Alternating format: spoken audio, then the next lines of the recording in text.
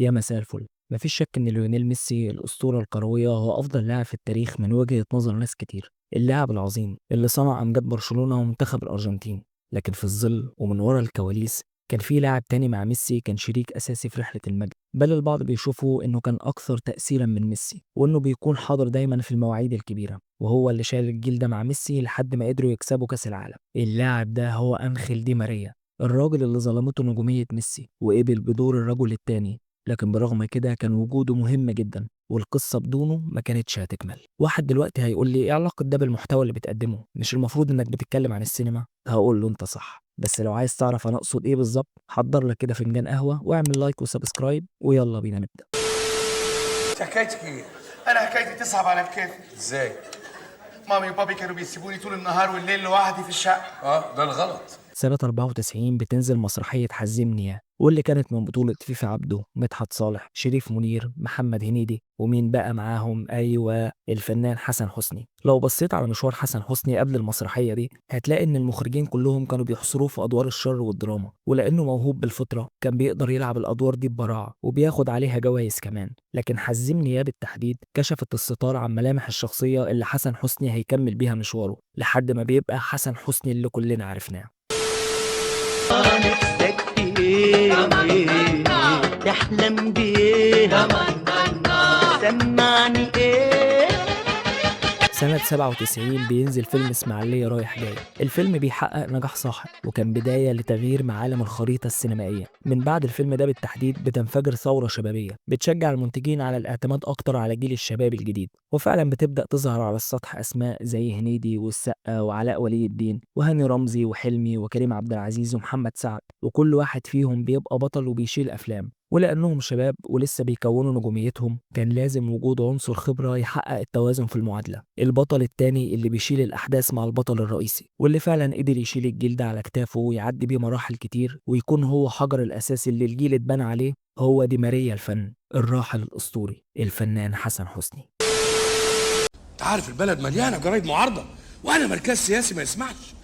ده غير كده ممكن سوسو مرات تعرف. حق عبد الصبور بيه، كل كوم من مراتك الجديده دي كوم لوحدها. نجومية حسن حسني ظهرت متأخر شوية، يمكن اللي كتير محدش يعرفه إن حسن حسني كانت بدايته الفعلية على المسرح، وفضل فترة كبيرة يتنقل بين الفرق المسرحية لحد ما سجل أول ظهور بارز ليه سنة 79 في مسلسل أبناء الأعزاء وشكرا. بعدها بيبدأ مشواره في السينما بأدوار ثانوية لحد ما بيسجل انطلاقته الحقيقية مع عاطف الطيب في فيلم سواق الأتوبيس، واللي بيكون نقطة فارقة في مسيرته. بعدها عاطف الطيب بيستعين بيه في كتير من أفلامه زي البريء والهروب ودماء على الأسفلت. كمان بيشتغل مع مخرجين كبار زي صلاح أبو سيف ومحمد خان. لكن زي ما عاطف الطيب أخد سكة حسن حسني لمنعطف جديد، في مخرج تاني قدر يعمل نقلة جديدة في مسيرته ويعتبر هو اللي رسم له القالب اللي كمل عليه بعد كده.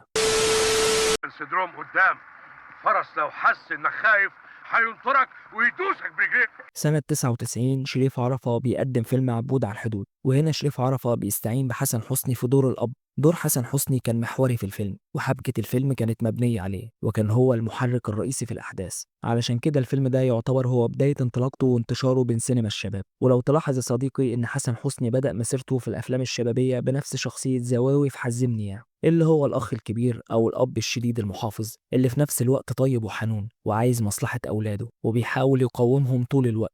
ميزة حسن حسني في تقديمه للأدوار دي على مدار مسيرته إنه عمره ما حسسك أبدا إنه مصطنع، كان طبيعي جدا وتلقائي، بتشوف فيه صورة ومثال حي للأب المصري، ونجح إنه يكرر الدور ده كتير مع أغلب نجوم الصف الأول وقتها لحد ما أصبح ماركة مسجلة باسمه. وبكده يكون عبود على الحدود كان النقطة الفارقة التانية في مسيرة العم حسن حسني. مع دخولنا الألفينات والنجاح الكبير اللي حققه حسن حسني في عبود على الحدود ومن بعده الناظر، بيبدأ المنتجين وصناع السينما يبصوا له بنظرة مختلفة، وأصبح بالنسبة لهم تميمة حظ، قطعة البازل اللي بتكمل صورة أي فيلم. وبدأ ينتشر بشكل كبير في أغلب أفلام الشباب ويلعب كل الأدوار، أب ماشي، لواء ماشي، حرامي ما يضرش، رئيس عصابة، مسؤول كبير في البلد، كلها أدوار قدمها بتمكن وإتقان، وأصبح وجوده بيعلي من قيمة العمل بشكل كبير. انت ضامن ان مدام حسن حسني موجود في الفيلم انك هتشوف اداء عالي وكوميديا مضمونه. بمناسبه الكوميديا، كوميديا حسن حسني كانت مختلفه عن كوميديا اي حد ومميزاتها كانت كتير جدا. حسن حسني كان مدرسه في الاداء، كوميديته كانت نابعه من الشخصيه مش الافيه. لما كان بيضحكك ما كانش بيضحكك علشان قال نكته او اظهر رد فعل، لكنك كنت بتضحك من الصدق والواقعيه اللي في ادائه. وميزة حسن حسني إن كوميديته دايما معتمدة على رد فعله. حسن حسني بيبقى هو المستقبل للنكتة، وبرغم كده انت عارف ان رد فعله ممكن يضحكك اكتر من النكتة نفسها. وكان عنده ميزة كمان انه كان فاهم يعني ايه توقيت كوميدي، عارف امتى يضحك، امتى يسكت، امتى يرمي الافيه، امتى يسيب مساحة للي قدامه، امتى يسرق الكاميرا بلقطة واحدة. وكان عنده سرعة بديهة واداء حركي معين كده كان بيقتلك ضحك. ده غير انه كان عنده قدرة كبيرة انه يحول بأدائه اي مشهد صعب لمشهد بسيط وسلس. كمان كوميديته كانت تلقائية وكأنها مرتجلة، عمرك ما تحس ابدا انها سكريبت محفوظ، وفي نفس الوقت كانت غير مبتذله. يعني عمره مثلا ما عمل صوت غريب او حركه بايخه بجسمه عشان يضحكك، الضحك كله بيبقى نابع من الشخصيه. باختصار في اي دور بيقدمه مش هتحس انك بتتفرج على ممثل، انت بتتفرج على شخص حقيقي، انسان طبيعي بتشوفه في اي مكان.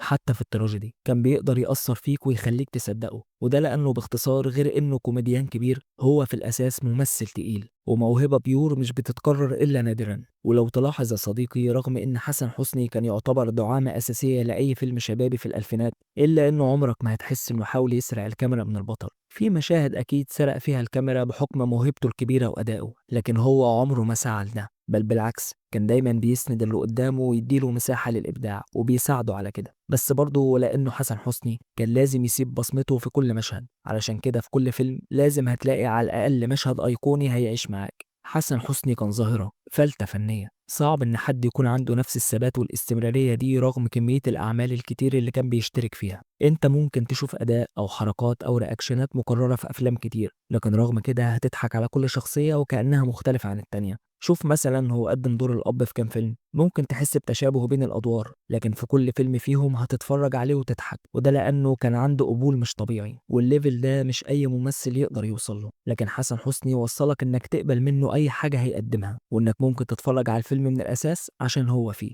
الراجل قدم لك شخصيات أيقونية عمرك ما هتنساها، أستاذ سيد في الناظر، عم بخ في الليمبي، ضبش في غبي منه فيه، اللواء نجدت في الباشا تلميذ، حسنين الجبالي في عسكر في المعسكر، المعلم فرج في بوحة، الحاج كامل في كتكوت. شخصيات عايشة معانا وتعلقنا بيها وحافظين إفيهاتها، ده غير إنها كانت شخصيات مؤثرة في العمل. جرب كده تشيل أي شخصية من دول من كل فيلم هتلاقي الفيلم وقع على طول. الراجل كان بيلعب كل شخصية من دول بسلاسة وتلقائية، بيمثل وهو سايب إيده. ومش بس كده، ده كمان كان بيعلي من أداء الممثل اللي قدامه. كان في انترفيو ليه مع محمد سعد بيشرح فيه إنه إزاي كان بيفهم محمد سعد من نظرة عينيه قبل ما يتكلم، وده يوريك قد إيه الراجل ده كان عبقري وموهبة فذة فعلا، ووجوده كان بيرفع من مستوى أي عمل. وطبعا إحنا لينا فترة بنسأل ليه جيل الألفينات مستواه نزل بالشكل ده وبقت أفلامهم كلها ضعيفة ومش بنفس الكواليتي بتاع زمان. هقول لك يا صديقي إن واحد من أكتر أسباب انهيار الجيل ده هو رحيل الأب الروحي بتاعهم اللي كان شايل معاهم معظم الأفلام. حقيقي حسن حسني ساب فراغ كبير جدا بعد رحيله، محدش قادر يملاه لحد دلوقتي، محدش قادر ياخد مكانه. فعلا عمود من أعمدة السينما وانكسر. طبعا لو قعدنا نتكلم من هنا للسنة الجاية مش هنقدر نوصف قد إيه الراجل ده كان مؤثر، ومش هبالغ لو قلت إنه عمل طفرة في السينما المصرية وساب أثر كبير هيفضل عايش ومكمل.